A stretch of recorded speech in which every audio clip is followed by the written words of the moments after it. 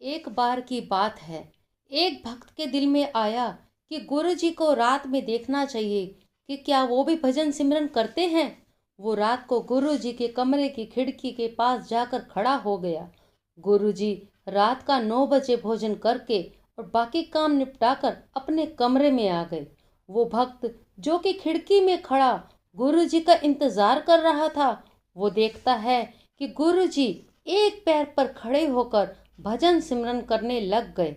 वो कितनी देर तक देखता रहा और फिर थक कर खिड़की के बाहर ही सो गया। 3 घंटे बाद जब उसकी आंख खुली तो वो क्या देखता है, गुरुजी अभी भी एक पैर पर खड़े होकर भजन सिमरन कर रहे हैं। फिर थोड़ी देर बाद गुरुजी भजन सिमरन से उठकर कमरे में ही इधर उधर घूमे, फिर दोनों पैर पर खड़े होकर भजन सिमरन करने लग गए।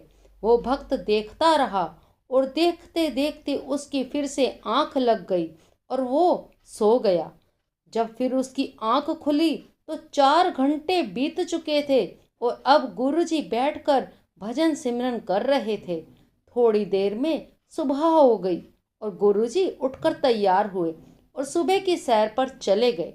वो भक्त भी गुरुजी के पीछे पीछे चल दिया और रास्ते में गुरुजी को रोककर हाथ जोड़कर बोलता है, गुरुजी मैं सारी रात आपको खिड़की से देख रहा था, आप रात में कितना भजन सिमरन करते हो।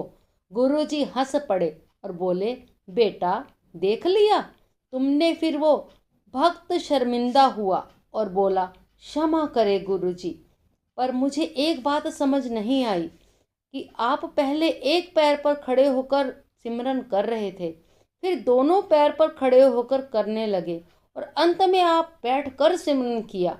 इसका क्या राज है? कृपा करके मुझे खोलकर समझाएं।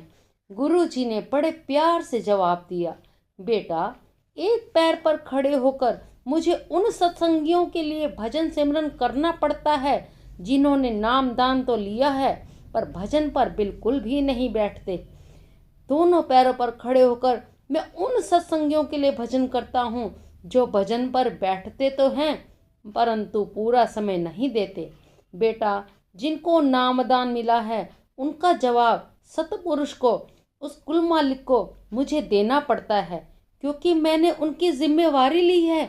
और आखिर में मैं बैठ कर भजन सिमरन करता हूँ वो मैं खुद के लिए करता हूँ, क्योंकि मेरे गुरु ने मुझे भी नामदान दिया था और मैं नहीं चाहता कि उनको मेरी जवाबदारी देनी पड़े।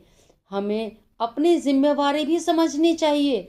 गुरुजी हमारे लिए कितना कुछ करते हैं, उन्होंने हमारी नामदान जपने की जिम्मेवारी भी अपने ऊपर ले रखी है, जो कि वो जिम्मेवारी हमारी बनती है। तो क्यों ना हम आज से ही भजन सिमरन खुद से के लिए करें और अपनी जिम्मेवारी को आप ही निभाएं। वाहे गुरु वाहे गुरु।